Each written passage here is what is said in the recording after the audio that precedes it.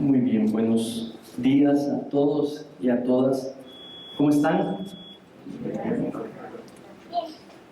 Qué bendición es verlos aquí juntitos. Gloria a Dios por los que nos pueden unir hoy y de verdad que les damos una bienvenida. Es una bendición poder tenerlos entre nosotros hoy, después de tenerlos tantos días sin tenerles cerquita. Y realmente le damos gracias a Dios que hace eso posible.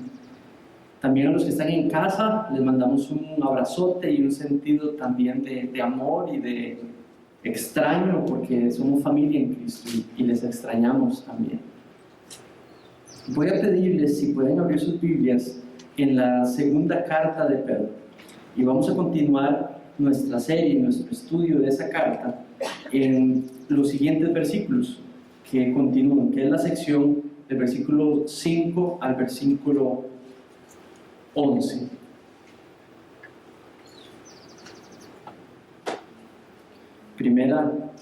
Segunda carta de Pedro,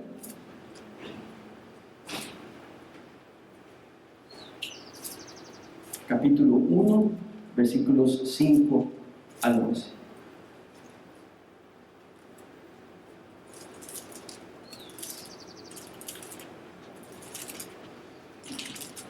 Voy a leer desde versión Reina Valera y dice así: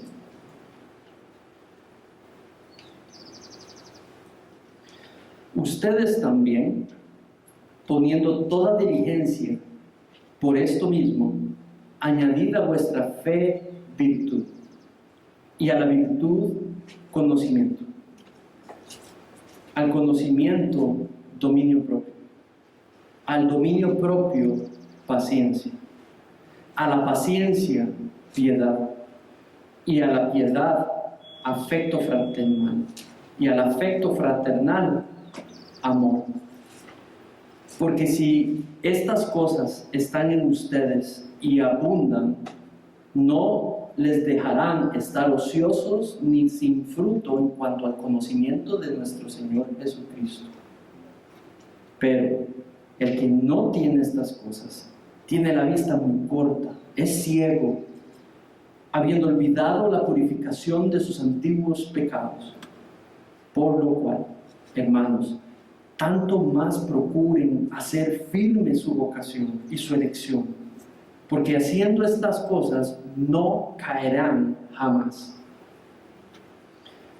Porque de esta manera les será otorgada amplia y generosa entrada en el reino eterno de nuestro Señor y Salvador Jesucristo. Oremos. Padre, en esta mañana y después de leer, escuchar y cantar estos himnos y canciones, venimos a este texto, Señor, que tú inspiraste a Pedro a escribir. Y te pedimos tu guía, Señor, para encontrar la intención con la cual dejaste allí esas verdades para ser leídas 2021 años después y ser aplicables hoy en nuestras vidas. Padre, que seas tú el que haga lo que quiera hacer con esas verdades en nuestros corazones y permítenos a todos reconocer lo que quieres hacer en nosotros por medio de esas verdades allí. Ayúdame, Señor, a ser claro para tu gloria. En el nombre de tu Hijo Jesús pedimos esto. Amén. Cuando yo estudié ingeniería civil. Y después de estudiar ingeniería civil, me dediqué a trabajar en la construcción por muchos años. Vengo de una familia de constructores y salí constructor también. Cuando trabajé por mucho tiempo con mi papá, trabajé mucho tiempo luego con otras personas y luego empecé a trabajar por mi propia cuenta. En ese tiempo, trabajando por mi propia cuenta, con mi propia empresa, durante bastantes años hacíamos trabajos relativamente pequeños, pero llegó un momento donde llegamos a construir la construcción más grande que habíamos enfrentado a edificar, un edificio. Cuando terminamos la obra y entregamos la obra, me acuerdo regresar a casa donde Rebe y comunicarle un enorme temor que de pronto se reveló. El temor que esa edificación, prestando el servicio que presta con las personas que están adentro, si algo le pasaba algo a esa edificación, el responsable era yo. Nadie más. El responsable final era yo. Y entró, se sentó una verdad que tal vez debía haber pensado antes, pero hasta allí fue que me cayó el 4 de que todas las virtudes necesarias para llevar a cabo esa edificación, todos los ingenios involucrados en levantar esa mole y esa estructura, recaía la responsabilidad última en mí. Entonces le confesé ese temor a Rebe y salí a buscar consejo, ánimo. Y dentro de todos los que recibí, hay 2 primarios que recibí. El primero vino de alguien muy mayor, alguien con mucha experiencia, y me dijo: solo vuelve a ver para atrás y nada más piensa en todas las virtudes, en todos los ingenios, en todas las capacidades que responsablemente, involucradamente estuvieron allí analizando, desde arquitectos, geólogos, geotecnistas, desde las personas que trabajan en el campo, desde el peón, desde el albañil, todos poniendo allí su mejor intelecto para levantar esa estructura. Pon confianza en la honestidad y en el trabajo arduo de todas esas virtudes como equipo levantando esa estructura. Y en verdad, cuando pensé en eso, dije: cierto, fueron 10 meses, 12 meses de involucrarse y fue bien hecho. Ahora, el segundo consejo vino de alguien que aproximó el problema desde otro punto. Y lo que hizo fue decirme: una vez que has puesto tu confianza en que todas esas virtudes fueron bien colocadas, está fuera de tu control lo que suceda. Ahora pon tu confianza en aquel que está detrás de todas esas virtudes y que tiene todo en control. ¿Tiene sentido? Porque las virtudes fallan, porque los seres humanos nos equivocamos. A pesar de que tengamos buenas intenciones y hagamos un buen esfuerzo, nuestras habilidades y virtudes fallan y fallamos. Y al final de cuentas, sí ponemos nuestra confianza en que hemos hecho las cosas bien, pero finalmente recae la confianza en el proveedor de esas virtudes y aquel que tiene control sobre todo lo que puede suceder. ¿Tiene sentido? Igualmente es con nuestro Señor Jesucristo, igualmente es con Dios, e igualmente funciona la vida. Si bien Él ha provisto capacidades, habilidades y virtudes, desde las humanas como las espirituales, recae nuestra confianza primariamente no en esas virtudes, pero en aquel que las sostiene, en aquel que las provee, en aquel que es Dios, Señor y Pastor de nuestras vidas. ¿Tiene sentido? Entonces, ¿cuál es mi propósito en este ratito? Yo quisiera, por lo que hemos estado estudiando, de que podamos estudiar lo que es la gracia virtuosa de Dios. Hemos estudiado lo que es la gracia preciosa de Dios, lo que es la gracia transformadora de Dios, pero hoy es sobre hacer. Y por ende, la gracia de Dios también es virtuosa. Tiene la consecuencia de generar virtudes en nosotros, visibles para ti y para otros. Entonces, no quiero realmente mencionar esto de hacer sin recordarle lo que hemos estudiado. Entonces, lo que yo quisiera en este ratito, sí, por supuesto, tiene que ver con entender las virtudes de la gracia de Dios. No todas, porque esta lista no son todas las virtudes, pero las que está mencionando Pedro, pero muy claramente, dejando muy claro que lo que mueve estas virtudes es la gracia de nuestro Señor Jesucristo viviendo y morando en nosotros, que se sale como consecuencia que practiquemos virtudes para su gracia. Entonces quiero llevarte por el texto. Entonces, mientras me sigues por el texto, quiero recordarte algo, el contexto de lo que hemos venido estudiando. Hemos estudiado versículo 1 al 5 hasta allí, y hemos ido lento porque realmente es importante. Lo primero que vimos es sobre la gracia preciosa, y lo que habla es la justicia de Dios. Dios envió a su Hijo a morir en la cruz por nuestros pecados. Y los que hemos creído en esa obra, dice que hemos sido hechos sus hijos y sus hijas. Y Él ha venido a morar a nuestros corazones por medio de su Espíritu. ¿Cómo? Por medio de la fe solamente, que la gracia de Dios, inmerecido favor, se desplegó para el perdón de nuestros pecados. Y los beneficios de eso lo hemos recibido por medio de la justicia de Dios. Versículo 1.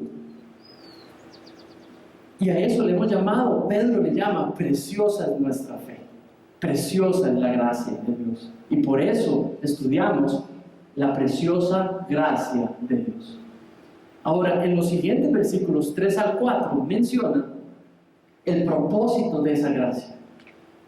Dice que hacernos partícipes de la naturaleza de Dios. Eso, en otras palabras, transformarnos conforme a su imagen. Fuimos creados a su imagen, pero el pecado lo distorsionó todo.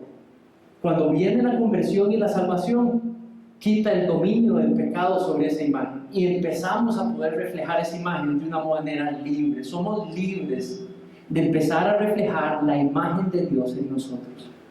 Y por medio del estudio de la palabra de Dios, el conocimiento de Dios, vamos dejando que el Señor nos vaya transformando conforme a la imagen de su Hijo. Y estudiamos. ¿Cómo lo hacemos? Estudiamos la Biblia juntos y domingo tras domingo nos vamos alineando a la verdad que el texto nos da y vamos siendo conformados cada domingo tras domingo, viernes después de cada viernes. Cuando estás en tu casa leyendo y estudiando a solas individualmente la palabra de Dios, vas siendo alineada, conformada un poquito más a la imagen de nuestro Señor. Por último, gracia virtuosa, gracia preciosa, es una gracia transformadora. Gracia transformadora es una gracia virtuosa. Se puede ver, es cualitativa, tiene cualidades, tiene virtudes, se puede ver. ¿Por qué todo esto presumido como gracia viva? Porque no es una gracia muerta. El cristiano no puede llegar y decir simplemente yo soy como soy y punto, Dios me ama. No funciona así. Nunca ha funcionado así. Es todo lo contrario, es una gracia viva. El que tiene 50 años de ser creyente es una gracia viva, sigue trabajando, sigue habiendo cosas que Dios quiere transformar, porque es una gracia transformadora. El que tiene 15 años, el que tiene un año de conocer al Señor, de conocer el Evangelio, el que tiene 15, sigue, está en un proceso. Aquí no hay nadie diferente. Todos estamos en el mismo proceso de ser transformados a la imagen de nuestro Señor Jesucristo. Y ese proceso se termina el día que regrese, el día que lo tengamos enfrente. Y estudiamos el domingo anterior que veremos su gloria y seremos transformados a la plenitud de su imagen. Mientras tanto, somos transformados. Y lo que Dios quiere es mostrarse por medio de esas virtudes. Entonces, que no les queda ni una sola duda, por favor, que no salió de aquí que la vida cristiana es sobre hacer. La vida cristiana es sobre ser un creyente, un envase de la gracia de Dios. Y de ahí, de la gracia de Dios, ese favor inexplicable, de Dios trabajando en nosotros, salen resultados. Es de ahí, es en la confianza que Dios trabaja en mí que yo hago cosas. ¿Tiene sentido? No es que somos super galletas moralmente y por eso somos tan santos, porque somos tan buenos. Eso es moralismo. Y no es moralismo lo que quiero promover hoy. Pero Pedro hoy quiere hablar sobre hacer. Pedro hoy quiere mandar mandatos sobre hacer a la iglesia de esos tiempos. Y Dios quiere mandar esos mismos mandatos hoy a hacer, a practicar. Producto de la gracia transformadora que trabaja en nosotros. Ok, Manrique, pero entonces, ¿qué está queriendo decir? Que tenemos que... Eso no suena como medio legalista, ¿no? Porque la confianza de que podemos hacer no está en nosotros, está en la gracia de Dios en nosotros. Si haces ese paso antes, estás poniendo tu dependencia en Dios para hacer y no en tus capacidades. ¿Tiene sentido? Muy bien. Lo primero que vemos a Pedro hacer, de manera puntual, es durante toda la sección decirnos que la gracia de Dios es una gracia virtuosa. La gracia de Dios se puede ver por virtudes. Entonces, lo primero que hace es pedirle a esos cristianos que están escuchando a Pedro, leyendo a Pedro por primera vez, es que con enorme esfuerzo, con gran compromiso, crezcan en las virtudes de una gracia que está viva. Que crezcan en desarrollar, en conocer, en entender, en desplegar las virtudes de una gracia no muerta, pero de una gracia viva. Que está latente, que se ve, que se mueve, que cambia. Mira lo que dice el versículo 5, dice: también poniendo toda diligencia, por esto mismo añadan a su fe virtud, a la virtud conocimiento, al conocimiento dominio propio, al dominio propio paciencia, a la paciencia piedad, y a la piedad afecto fraternal, y al afecto fraternal amor. Entonces, con gran esfuerzo, Dios quiere que usted y que yo, que tú y yo, crezcamos en las virtudes de una gracia viva. ¿Por qué con gran esfuerzo? Mira la palabra que utiliza, dice con toda diligencia. Ahí lo que está queriendo decir es el determinado, planificado, libre, voluntario, decisión, dedicación de tiempo para hacer mi trabajo, mi tarea de desarrollar estas cosas en mí. Es un esfuerzo voluntario, es un esfuerzo mental, es un esfuerzo emocional, implica tiempo, implica esfuerzo. Cuando dice literalmente, poniendo toda diligencia, esto no es para vagos. Esto no es para perezosos. Lo que dice claramente es poniendo toda diligencia. Mira, voy a llevarlos a las otras versiones para ver qué palabras utiliza. Porque si todos producen de manera parecida, no hay duda. Dice, versículo 5: vosotros también poniendo toda diligencia, por esto mismo añadan. Dios habla hoy, y por esto deben esforzarse en añadir a su fe la buena conducta. Biblia de las Américas: por esta razón también obrando con toda diligencia añadan. Versión internacional: precisamente por esto esfuércense por añadir a su fe. Entonces no hay duda, es con ganas, es con tiempo, es con dedicación, no es para perezosos, ¿verdad? No es para los que quieren un cristianismo rápido, no es para los que quieren resultados inmediatos. No, esto es para hombres y mujeres que su prioridad es Dios, que su prioridad es su salvación, su santificación. Necesita trabajo. Ahora, lo segundo que dice es añadan. Las 4 versiones dicen pónganle, añadan. Y quiero decir eso porque es importante, porque Es algo que voy a explicar dentro de un ratito, bastante, bueno, más lo voy a explicar bien más. Lo que tienen allí es una lista, ¿cierto? Es una lista.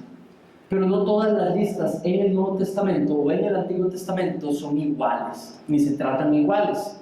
Esta es una lista especial. Entonces dice, con gran esfuerzo crezcan en las virtudes. ¿Ok? Con gran esfuerzo añadan. La palabra que todo el mundo usa es añadan. ¿Por qué no practiquen? Pero dicen añadan. La palabra en español es escogida porque todos los traductores están identificando que es como, usted tiene una olla y póngale, ¿verdad? Agréguele. El sentido de agregarle es todos juntos al final, que es el resultado cuando la olla está llena de todas las virtudes. Entonces, la idea no es virtudes separadas. La idea no es estudiar virtudes una por una, y las voy haciendo una por una y que Dios me acompañe cuando llegue a poder amar. Añadan. Entonces, el sentido es todas juntas trabajando. Entonces, hay dos maneras más o menos de tomar esa lista.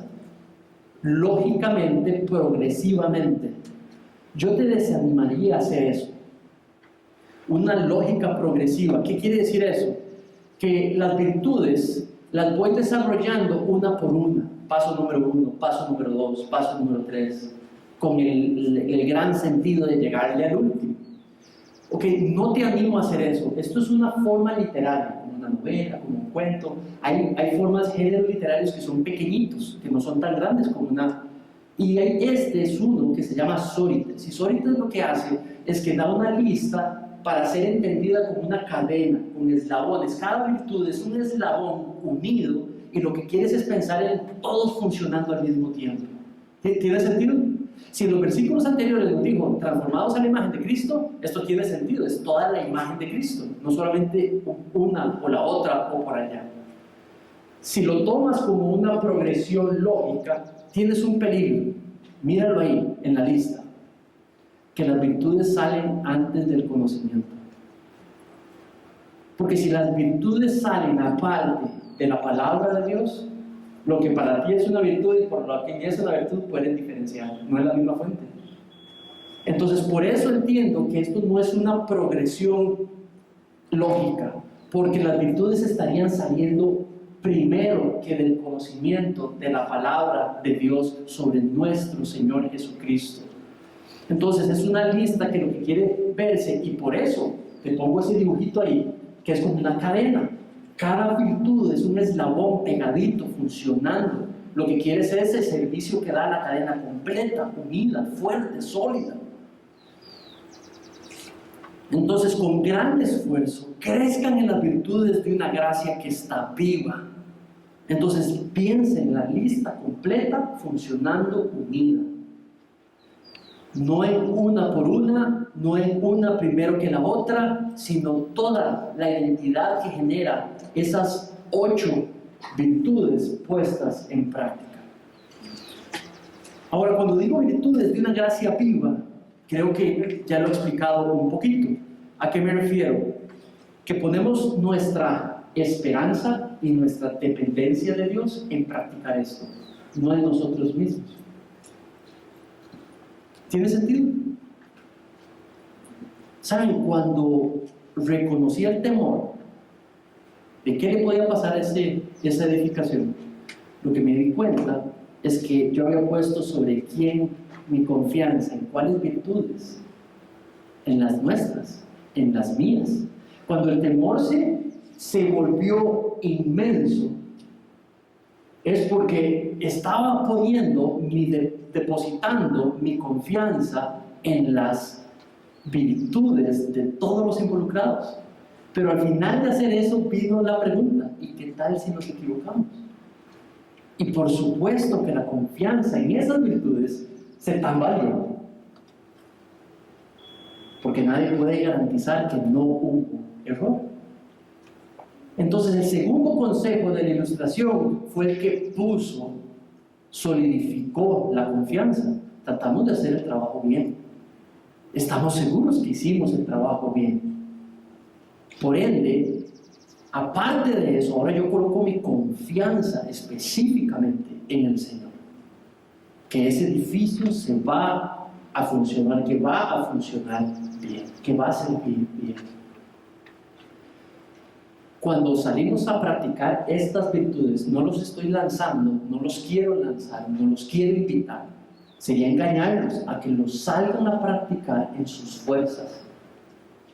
¿Saben? Vimos ahora mi himno preferido,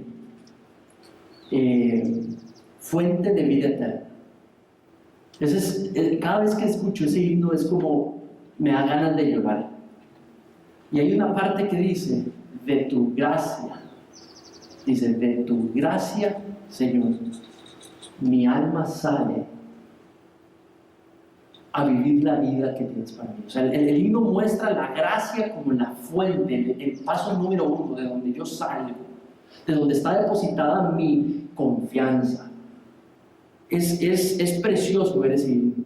Les recomiendo que si no lo habían escuchado, puedan ir a buscarlo, Fuente de vida eterna, y puedan ver las palabras que están descritas ahí, porque describe muy claramente lo que el texto está, el orden del texto. Gracia preciosa, gracia transformadora y después gracia virtuosa, no al revés. En la Biblia, la gracia siempre va primero que un llamado a la obediencia. Dios no pidió adoración a Israel sin antes salvarlo de Egipto. Primero despliega en el Antiguo Testamento su gracia, su perdón, su redención, y luego pide demanda de obediencia. La gracia primero, la obediencia, resultado de haber recibido la gracia de Dios. ¿Tiene sentido? Esto es importantísimo. Los padres de familia aquí presentes.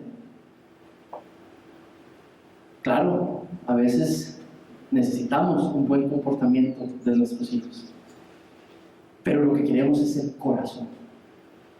La obediencia que salga del corazón, no solo del comportamiento.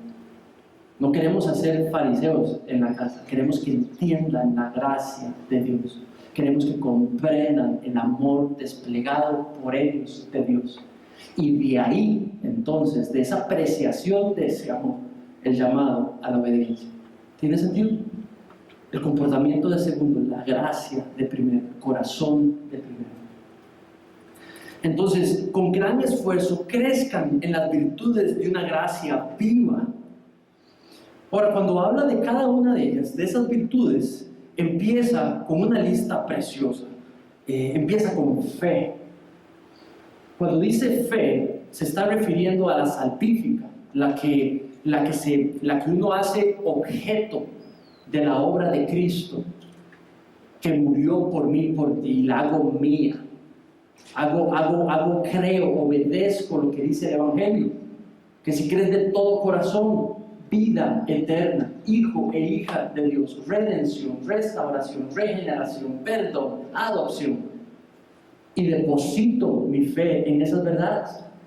Y dice que hay una salvación, hay una conversión.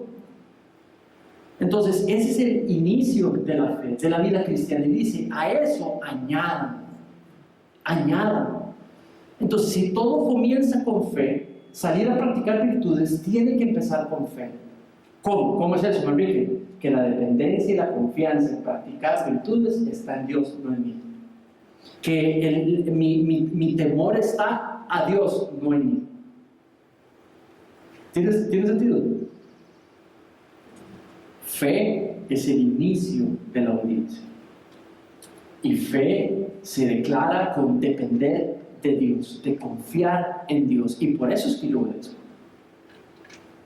No porque papi me lo pide, no porque el pastor me lo pide, no porque es lo que hay que hacer. No, es mi fe en Dios que me lanza a obedecer. ¿Tiene sentido? Es que porque he creído, es que lanzo mi vida entera a obedecer, a desarrollar estas virtudes en las áreas de nuestras vidas. Eso es la diferencia entre legalismo y fe verdadera, entre moralismo y fe genuina. La que empieza, paso número 1, fe. Ahora, lo segundo dice virtud. Y esa palabra les expliqué hace unos domingos que significa excelencia. Y de hecho, en el versículo 3 la traduce la misma palabra como excelencia, mientras que aquí la tenemos traducida como virtud. Bueno, ese domingo les dije, esa palabra significa virtud. Hoy los voy a llevar al otro significado. Virtud quiere decir excelencia moral. ¿Por qué? Porque en los versículos primero hablaba de la excelencia moral de Cristo, de las virtudes de Cristo, que decía, ustedes van a ser, mientras tengan el conocimiento, crezcan en el conocimiento de las virtudes morales de Cristo, ustedes van a ser siendo transformados.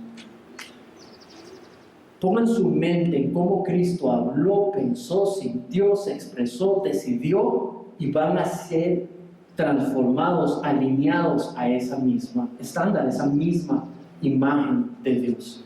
Entonces, cuando dice virtud, se refiere a la excelencia moral.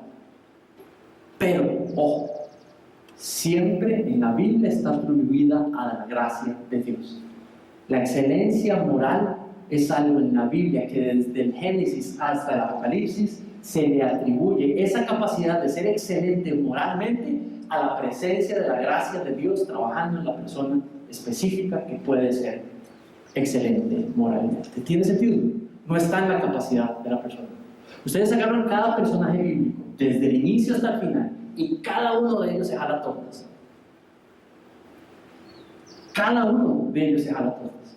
Hasta los más grandes personajes de la Biblia generan problemas en lo moral. Pero cuando lo hacen bien, la gracia de Dios era la fuente. La gracia de Dios en sus vidas trabajando era verdaderamente la fuente. Entonces, virtud tiene que ver con atribuirle lo que vamos a hacer a la gracia de Dios. Es lo que impulsa buscar la virtud. No polarices soberanía de Dios y responsabilidad humana. Ellas están juntas. Nosotros podemos practicar vivir en la gracia de Dios y salir a hacer, pero impulsados por la gracia de Dios. Muy bien. Lo segundo que menciona es conocimiento.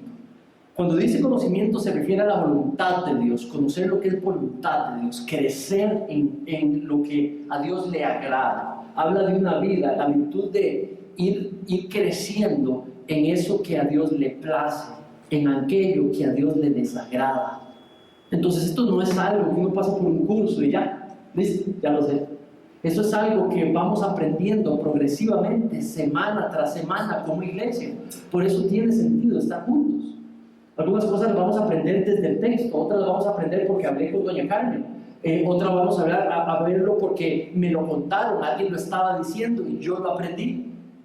Entonces el sentido corporal de crecer en las virtudes de Cristo es el diseño de Dios, estar en la iglesia para aprender las virtudes sobre Dios, las virtudes de Dios. Entonces conocimiento tiene que ver con entender, con discernir, con conocer la voluntad de Dios. También se necesita tiempo, involucramiento, atención, venir, asistir, escuchar a otros, involucrarme en las vidas de otros para saber sobre sus vidas y ver el conocimiento trabajando en las vidas de los demás. Yo les puedo hoy enseñar sobre perdonar, pero no hay nada más poderoso, además de eso que es poderoso, también aprender cuando alguien cuenta sobre un testimonio cuando perdonó. Y la lección es tan profunda en el papel como en la vida, cuando le cuentan a uno la experiencia de perdonar, a pesar de lo recibido. Luego, cuando habla de dominio propio, esto quiere decir autorrestricción. Dominio propio, un sinónimo es autorrestringirse. Lo que hablamos la semana anterior es sobre los deseos. Son los que Dios va transformando primariamente, los pensamientos, pero especialmente lo que deseamos los va transformando. Entonces, cuando habla de dominio propio, se refiere a los deseos, en este contexto, a los deseos del ser, que son pecaminosos por naturaleza. Entonces, la virtud de desarrollar, poder restringir mis deseos, para que no lleguen a un punto que se vuelven pecaminosos. Yo quiero transporte, yo deseo transporte, necesito transporte. Entonces, dominio propio, autorrestricción, para proveer la necesidad y no ir más allá de lo que debo de adquirir. Esa es la diferencia entre comprar un bien que atiende mi necesidad y un bien que no solamente atiende la necesidad, pero mucho más allá, porque ya lo que hace es suplir el deseo. Es la diferencia entre discernimiento y no sabiduría. Entonces, el dominio propio tiene que estar a la par del conocimiento. Un conocimiento de Cristo sin dominio propio es pecado abierto. No se pone en práctica el conocimiento sobre Cristo. El dominio propio tiene que estar allí. La virtud de poder autorrestringir nuestros deseos tiene que estar a la par del conocimiento nuestro de nuestro Señor Jesucristo, de su voluntad. Fe, virtud, excelencia moral, conocimiento, dominio propio. Los maestros falsos que va a hablar en el próximo capítulo estaban justamente practicando lo contrario al dominio propio. Lo que estaban practicando era la sensualidad. Él los va a acusar de 4 cosas: sensualidad, entregarse a sus deseos, deseos físicos, sexuales, empezar a traer a otros al mismo grupo y dividir y tratar de destruir la iglesia. Esas son las 4 acusaciones que vamos a estudiar. Entonces, puntualmente, sensualidad. Número 2, entregarse a los deseos. Número 3, enseñarlos a otros y hacerlos caer en la misma dirección. Número 4, empezar a dividir la iglesia. ¿Por qué menciono esto? Piensa en sensualidad. Si él está hablando aquí de dominio propio, es dominar los deseos. Entonces quiero hablar de manera rápida a las mujeres, todas las hermanas, damas de nuestra congregación. Sensualidad. ¿Qué es sensualidad? Literalmente es, vea lo que dice la palabra, sensual, es una apelación a los sentidos. La sensualidad es una apelación a los sentidos. La feminidad, que es lo que Dios ha creado, que dice que refleja su imagen, no está determinada por la sensualidad. La feminidad pura, que viene de Dios formando su feminidad en ustedes, no viene de la sensualidad, viene del desarrollo de las virtudes de Cristo en su personalidad. Ahí es donde está la belleza de la feminidad de la mujer, en el desarrollo de las virtudes de Cristo en ustedes. La sensualidad, salir a apelar a los sentidos de los demás, no es algo que muestra la feminidad, diseño de Dios. Lo que muestra la feminidad, diseño de Dios, es lo que muestra la imagen de Dios, sus virtudes en nosotros. Entonces, lo que hace femenina a una mujer es fe. Lo que hace femenina a una mujer es virtud. Lo que hace femenina a una mujer es conocimiento de su Creador, de su Salvador, de su Pastor, de su Dios. Lo que hace femenina a una mujer es su paciencia y su dominio propio. Lo que hace femenina a una mujer es su afecto por los demás, su amor para con los demás. ¿Tiene sentido? Apelar a la sensualidad de otros no es feminidad. Es algo más, pero no es feminidad. No es diseño de Dios. Ahora déjenme hablar de los hombres. La masculinidad no es apelar a los sentidos de los demás, ya sea por deseo de los demás o ya sea por deseo de nosotros. La verdadera masculinidad está en el hecho de reflejar las virtudes que reflejan la imagen de Dios en nosotros. Entonces, no va a haber a alguien más masculino, no porque sea guapo o sea feo, no porque tenga un gran contextura o no la tenga. Lo que va a hacer a un hombre masculino es porque tiene fe robusta sobre Dios, porque tiene virtudes que reflejan a su Señor, quien lo creó, porque tiene dominio propio cuando piensa, cuando habla, cuando decide, porque tiene paciencia con los demás, porque tiene amor fraternal, porque tiene amor de Dios. Y esto porque tiene piedad, porque vive una vida para la voluntad de Dios. Eso es lo que hace la masculinidad bíblica. Mostrar estas virtudes para la gloria de Dios. Y quiero dejar esa parte de apelar a los sentidos de otros como algo secundario y como algo que realmente puede utilizar el enemigo para ponernos a pecar. Con esto no estoy cancelando el deseo de una esposa verse linda frente a su esposo, o de un esposo quererse verse lindo frente a su esposa. Esto no quita el que queremos vestirnos bien, el que queremos cortarnos el pelo así. No cancela nada de eso. Pero nada más piensa, no fuiste restaurado ni restaurada para salir a complacer deseos tuyos o de los demás. Eso no es una prioridad. ¿Tiene sentido? Y esto no cancela que debes de cuidar tu cuerpo, de que debes de cuidar tu salud, de que debes de cuidar el templo, que es del Espíritu Santo, que es nuestro cuerpo, ¿verdad? No cancela nada de eso. Pero debemos, en una cultura donde nos dice todo lo contrario, donde todos los anuncios, los programas, las historias lindas que hay ahí en el cine y demás, apelan a la sensualidad y a que sea sensual. Y quiero decirte que eso no lleva al dominio propio, más bien lleva a algo que es contrario a eso. Cuídate. Dominio propio, paciencia. Cuando habla de paciencia se está refiriendo específicamente a esto de perseverar. Entonces, los falsos maestros se están entregando a los deseos, y lo que está diciendo es persevera en santidad. Persevera, la virtud de perseverar en hacer la voluntad de Dios, en hacer lo que agrada a Dios. Lo que estoy aprendiendo en el conocimiento, lo estoy practicando y me pongo fuerte y valiente a permanecer a pesar de la presión social. La presión social de los amigos, que hagamos algo que apela a los deseos. No, yo me quedo perseverando a seguir haciendo lo que agrada a Dios. Lo que es lo correcto, lo que es lo bueno.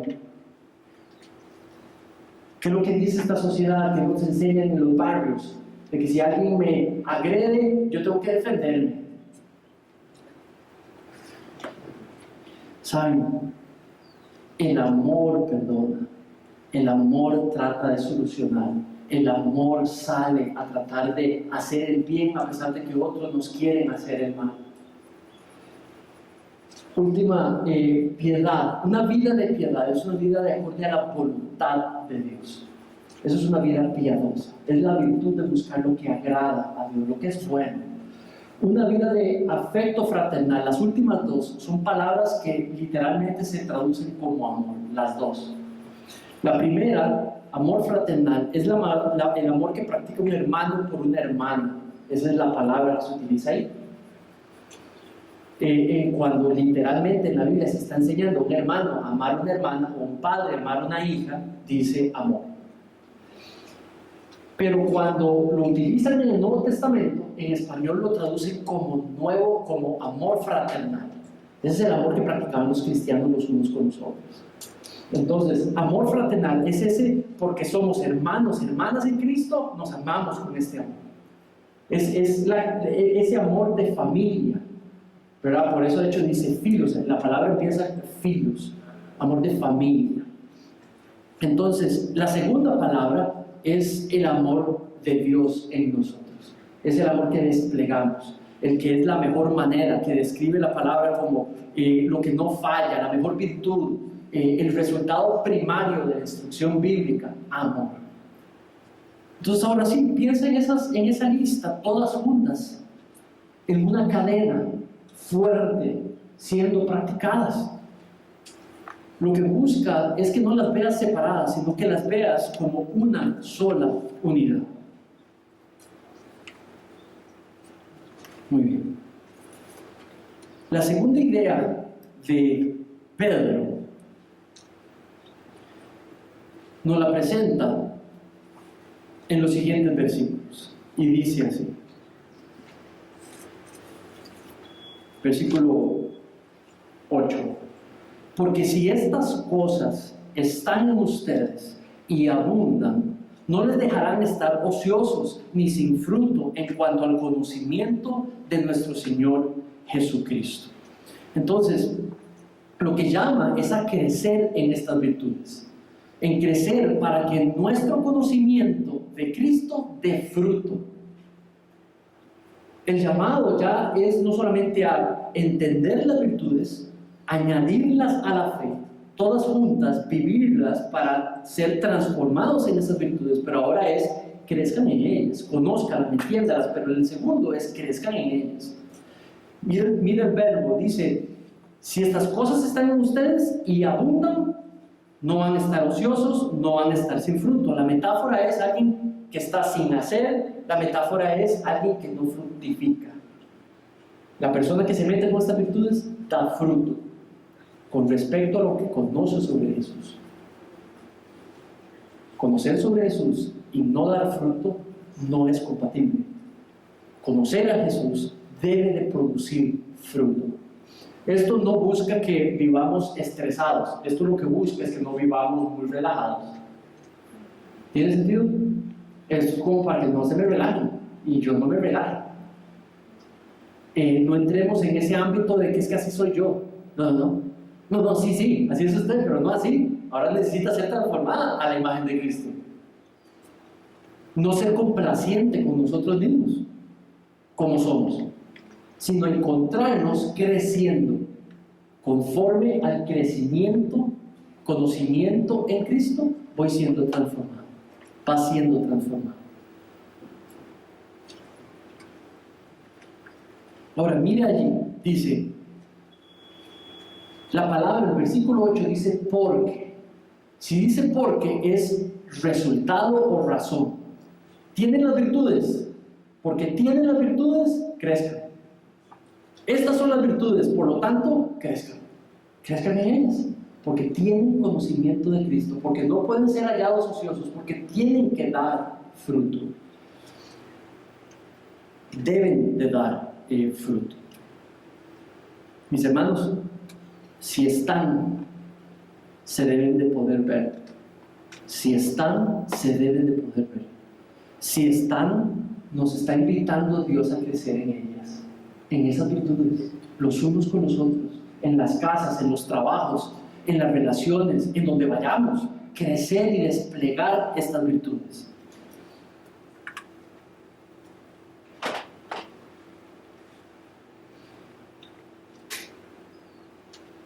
Una gracia sin virtudes no es gracia del todo. Una gracia sin virtudes no es gracia del todo. Mira el versículo 9.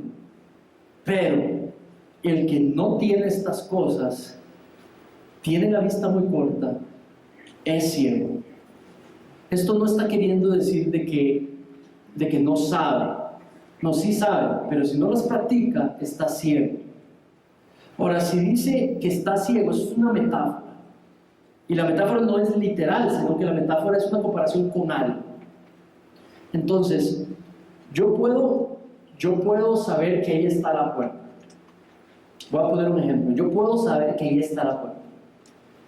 Y digamos que me desconcentro. Pasan horas, pasan días. Yo sabía que ahí estaba la puerta. Pero llega un momento donde de pronto le pregunto a Juan Luis, ¿dónde está la puerta? Entonces Juan Luis es como, ¿verdad? Y yo lo sabía. Pero entonces, ¿qué está pasando? No lo sé, no, sí lo sabía. Pero de alguna manera se volvió no tan claro que debo de preguntarle a Juan Luis, ¿dónde está la puerta? Entonces, cuando está diciendo, está ciego, ¿verdad? Perdón, déjenme ver las palabras, dice, tiene la vista corta, es ciego, no es que no sabe, no es que no ve, pero de alguna manera no puede decidir con el conocimiento que tiene, no pone en práctica el conocimiento que tiene, entonces parece que no discierne lo que tiene que hacer. Entonces, cuando dice eso, dice, habiendo olvidado la purificación de sus antiguos pecados, está hablando de su salvación. Está diciendo el que sabe y no las practica. Es como si se hubiera olvidado que sus pecados fueron perdonados, que fue comprada con esa sangre y que se debe de vivir para mostrar las virtudes de Cristo en su vida. Entonces la declaración no es determinística, pero sí les está mandando una indirecta a los falsos maestros que están cometiendo pecado sexual abierto. Les está diciendo, ustedes saben, no lo practican. Entonces no es gracia virtuosa, no es gracia transformadora, no es gracia preciosa, no es gracia viva, no es gracia del todo. Ahora, esto es un mensaje claro de Pedro para los falsos maestros. Ustedes están entregados a no mostrar estas virtudes. Pongo en duda su fe. No es fe verdadera.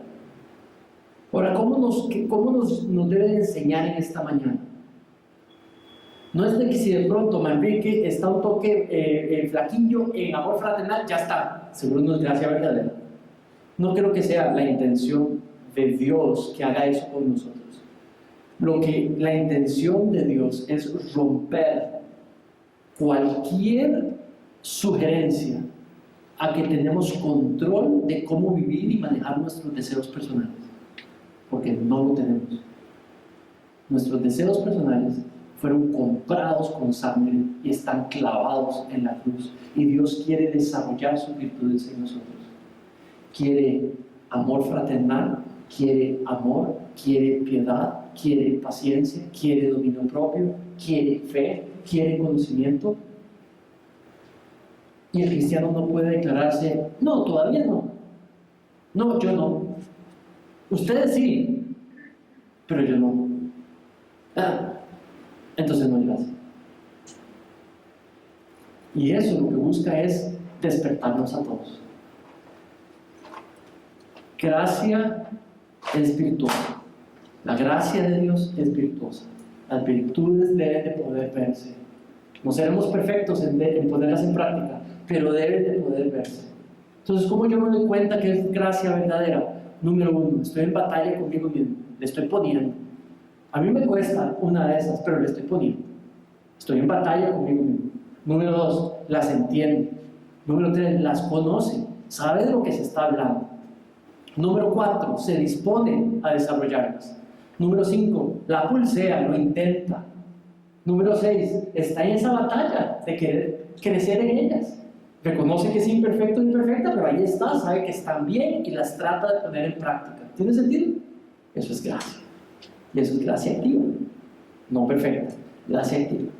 Y eso es lo que queremos, gracia viva. Y por último, nos dice, confirme su llamado y elección. Y usa dos palabras gruesas. Mira lo que dice el versículo 10. Dice, por lo cual. Entonces déjenme resumirle. Por lo cual, virtudes crezcan. Virtudes de la gracia que está en ustedes. Crezcan.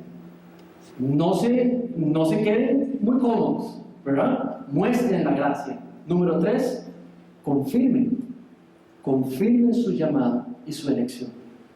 Estas dos palabras lo que hablan es su conversión, lo que están hablando es su salvación. Confírmenla. Ahora la pregunta es, ¿confírmenla a quién? Mira el 10, por lo cual, hermanos, tanto más procuren estar firmes en su vocación y en su elección. Vocación es sinónimo de llamado. Alguien que tiene un llamado, una vocación a alguien que ha sido elegido, elegida por Dios, apartada por Dios. Dice, porque haciendo estas cosas, refiriéndose a las virtudes, no van a caer jamás. Entonces, la Biblia no enseña, la primera pregunta que hay que hacerse es, la Biblia no enseña que nunca más vamos a pecar. Eso no lo enseña. ¿Cierto? Si usted tiene duda en cuanto a eso y cree que sí vamos a ser perfectos, podemos hablarlo después, pero eso no lo enseña la Biblia, de que podemos ser perfectos y dejar ya del todo de pecar. Eso no va a suceder. Entonces no puede querer decir con ese versículo que no vamos a pecar jamás. que si practicas las virtudes no vas a caer jamás. No se refiere a eso. Entonces, ¿a qué se refiere? ¿Qué otras posibilidades tenemos? No caer jamás no puede querer decir que no vamos a pecar más. Entonces, ¿a qué se puede referir? Entonces, yo tengo una propuesta. Creo que si viene de versículo 9 diciendo del que está ciego, el que está corto de vista, el que tal vez se ha olvidado la purificación de sus antiguos pecados, está hablando de personas que se han alejado de Dios. Están hablando de personas que abandonaron a Dios, que rechazaron lo que habían conocido y que se fueron por otro camino. Y yo creo que lo posible es que a eso se está refiriendo. No se van a alejar de la fe, no la van a abandonar. Los que permanecen en estas virtudes, no por méritos propios, no poniendo su confianza en ellos mismos, pero con la mente puesta en Cristo, en la imagen de Cristo, en la gracia de Dios, nunca se van a alejar de la fe, nunca van a abandonar a Dios. Y por eso no caerán jamás. Una posibilidad. Pero de fijo no creo que quiera decir que no vamos a pecar más. Versículo 11. Porque de esta manera les será otorgada amplia y generosa entrada en el reino eterno de nuestro Señor y Salvador Jesucristo. Ahora, esa también. Solo un momento, ¿qué está diciendo? Que entonces si practicamos las virtudes vamos a entrar al reino. No puede ser. No puede estar queriendo decir eso. Porque ya sabemos que la entrada al reino es como por medio de la fe, no hay obra. Nuestra fe no puede ser una obra. La fe es un regalo. Entonces ese versículo no puede estar queriendo decir, si usted hace estas virtudes, wow, tienes entrada abierta al reino de los cielos y vas a ser recibido y recibida con gran bendición y honra. No por Cristo, no por su sacrificio, pero porque practicaste las virtudes. No puede estar diciendo eso. Entonces, ¿qué opción tenemos? Entonces, de nuevo leámoslo. Por lo cual, hermanos, tanto más procurar hacer firme su vocación y elección, porque haciendo estas cosas, no abandonarán al Señor jamás.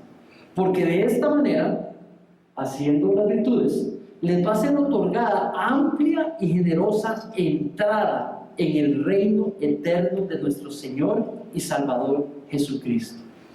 Entonces, ¿qué es lo que pasa? Está hablando de un tiempo futuro, ¿cierto? Está hablando de un tiempo futuro. Está entrando de un lugar, está hablando de un lugar, un tiempo futuro y un lugar futuro. Y dice entrada. Entonces, ¿cuál es ese lugar? ¿Qué pensarían ustedes? Les pregunto.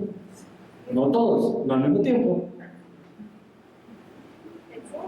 El cielo. Entonces, un tiempo, un lugar, el cielo, ¿verdad? Y dice cuáles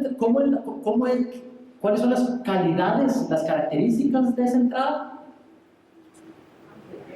Amplia y generosa. Estas son dos palabras que describen ¿qué? La entrada o la recepción.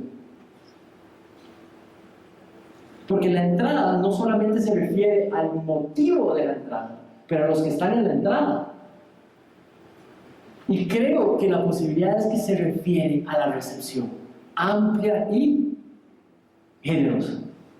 ¿De qué está hablando? Que los que viven una vida trabajando estas virtudes, desarrollándolas, van a tener una recepción, digamos, complaciente y amorosa. ¿Verdad? Serán recibidos con gran beneplácito. ¿Verdad? Habrá una recepción exitosa, en el sentido de que hemos sido hombres y mujeres fieles siervos al Señor, viviendo para su gloria, mostrando que no abandonamos la fe, pero la perseveramos, que no abandonamos a Dios, que nos mantuvimos perseverando en Él. Y dice que la recepción calurosa, amplia, dice generosa, robusta, ¿verdad? Abundante. Generosa tiene que ver con abundancia. Entonces no necesariamente está apuntando a la razón por la cual yo puedo entrar, pero a la manera en la que se es recibido al hombre y a la mujer virtuosa. ¿Tiene sentido?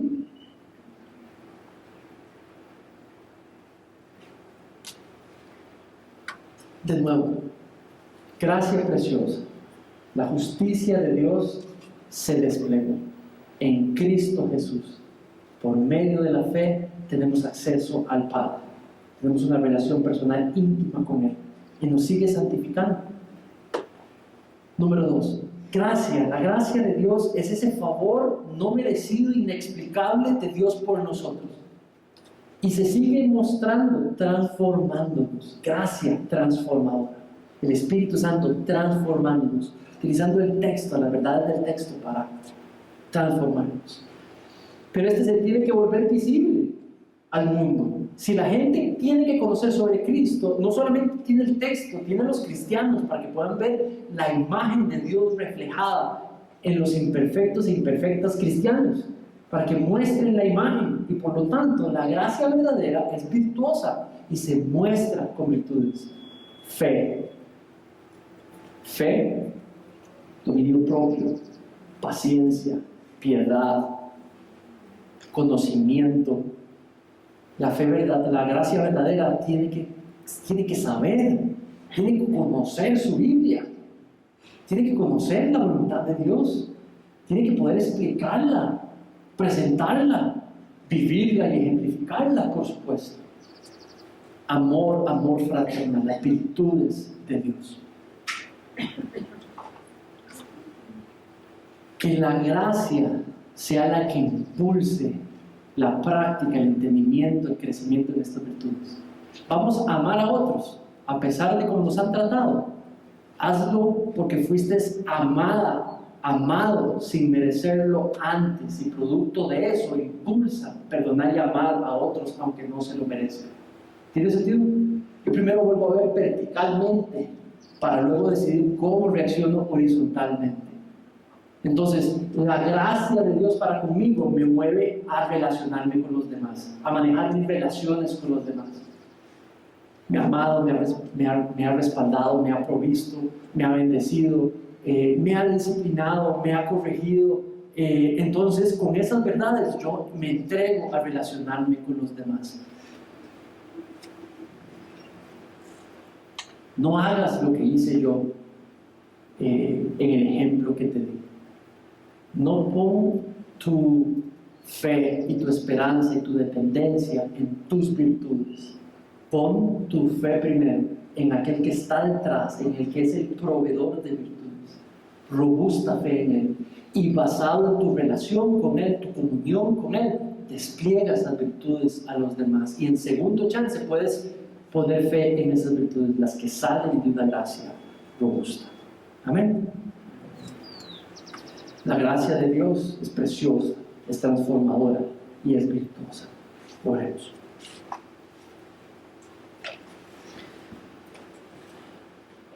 Padre,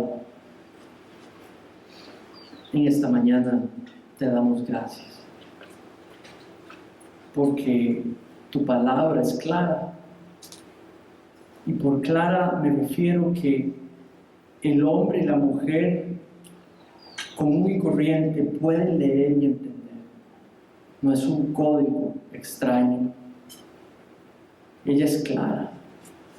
Y gracias porque vemos esta lista y pensamos en tu Hijo Jesús y te pedimos formes el carácter, la mente de tu Hijo más y más en nosotros. Padre, te pido específicamente por nuestra fe, nuestras virtudes, por nuestro conocimiento de ti, por nuestro dominio propio, por nuestra paciencia y perseverancia, por nuestra práctica de tu piedad, de lo que es agradable a ti. Te pido por el amor fraternal que podemos practicar. Te pido por el amor que podemos expresar a otros, Señor. Te suplicamos en esta mañana nos permitas entender y comprender más, ansiar, desear más, desplegar estas virtudes, Señor, a otros y encontrar gozo en ello. Padre, que hoy, Señor, puedas acrecentar nuestro sentido de conocer y agradecer esta gracia que has depositado y desplegado en nosotros. Haznos, Señor, fórmanos, Señor, en hombres y mujeres que creen más, que te creemos más, que queremos moralmente ser mejor, que queremos, Señor, conocerte mejor. Forma hombres y mujeres en nosotros que queremos dominarnos más y mejor, que queremos poder ser más pacientes y perseverantes. Forma en nosotros hombres y mujeres, Señor, que puedan ser más piadosos, vivir más conforme a tu consejo y voluntad. Forma en nosotros, Señor, un afecto más genuino hacia los demás, más robusto hacia los demás. Padre, haznos hombres y mujeres amorosos, amorosas, que volvemos a ver a tu amor desplegado y nos sentimos amados y amadas y desplegamos este amor a otros, Señor. Ayúdanos a crecer en estas virtudes. Ayúdanos a dar fruto, Señor, en los momentos más difíciles, con las relaciones más complicadas que tenemos, en las oportunidades donde normalmente fallamos. Ayúdanos, Señor. No lo podemos hacer sin ti. Padre, cualquier cosa a lo que estemos ciegos, oh Dios, permítenos ver mejor. Señor, recuérdanos que nos has purificado, que nos has hecho libres de vivir así. Padre, te pido que nos ayudes a encontrar en estas virtudes nuestra vocación, nuestro llamado, para mostrar a Cristo, para conocer a Cristo mejor. No permitas que ninguno aquí, Señor, abandone la fe, que más bien todos aquí crezcamos en la fe y perseveremos hasta el final de nuestros días, hasta cuando nos llames a casa, al cielo, Señor. Padre, en todos solidifica un entendimiento, Señor, que lo que nos espera si hemos de morir es tu preciosa presencia en el cielo, siendo recibidos por gracia de manera amplia y de manera generosa, ser parte del reino eterno de tu Hijo Jesucristo y poder vivir en adoración plena y en presencia plena de todo lo que es bueno allí, Señor, que ese es nuestro futuro seguro para los que somos creyentes en Cristo Jesús. Vuelve robusta esa seguridad, Señor. En el nombre de tu Hijo Jesucristo te pido esto. Amén. Vamos a ponernos de pie y vamos a cantar.